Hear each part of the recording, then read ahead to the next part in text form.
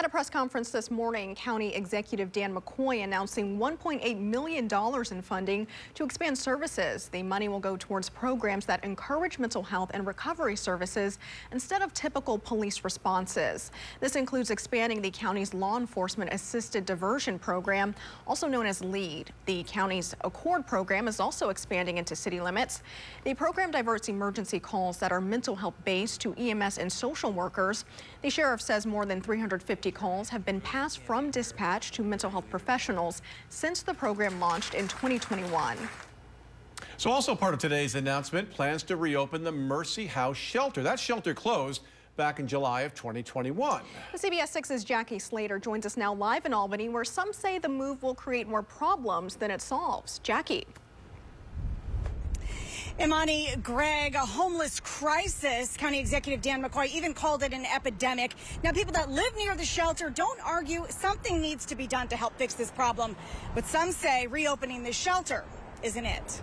St. Joseph's Terrace in Albany. For 37 years, April Evans has called this home. For the majority of those years, she shared her corner with Mercy House. The 19-bed shelter housed women and children before it closed in the summer of 2022. After a year of what she describes as peace and quiet, rumblings the shelter will reopen started to make their way through the neighborhood a few weeks ago. It brings inherent problems based on the population, plain and simple. What's your big concern if this becomes a shelter again? They come out, they smoke, they throw litter all over the place, they go back in, sometimes they hang out on steps, not their steps. This was just the first phase of an announcement of many initiatives that are going to be rolling out. At a press conference Wednesday morning, officials in Albany said the shelter, which was previously run by Catholic charities, will be run by the Interfaith Partners for the Homeless. We reached out to Interfaith to learn more about their plans. Executive Director Janine Robitaille says it will include 14 beds for men and 6 for women.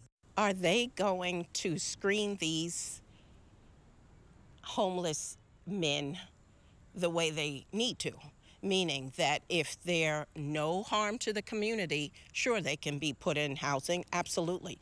But if they're a threat to the community, they need to go to a mental health facility. They don't need to be in a residential area with people, with children, with elderly. Come on now.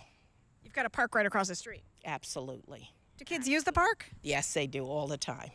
And there's school buses that come up and down the block in the morning, so they're kids. But Robitaille says there will be rules and security features in place to provide peace of mind, saying, quote, "We run a tight ship and we are respectful of our neighbors." Janine says a meeting will be held with neighbors to discuss their fears. For April, she says she will believe it when she sees it.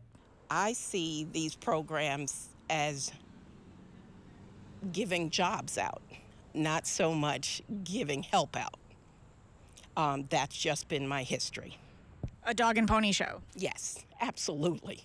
In general, I love the city, but when it comes to living right next door to me, not so much.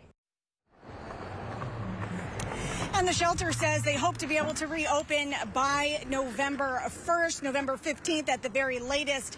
They say that while the county has been excellent in helping them get funding for this, they say they still need to raise $130,000 to get that building back up to working order.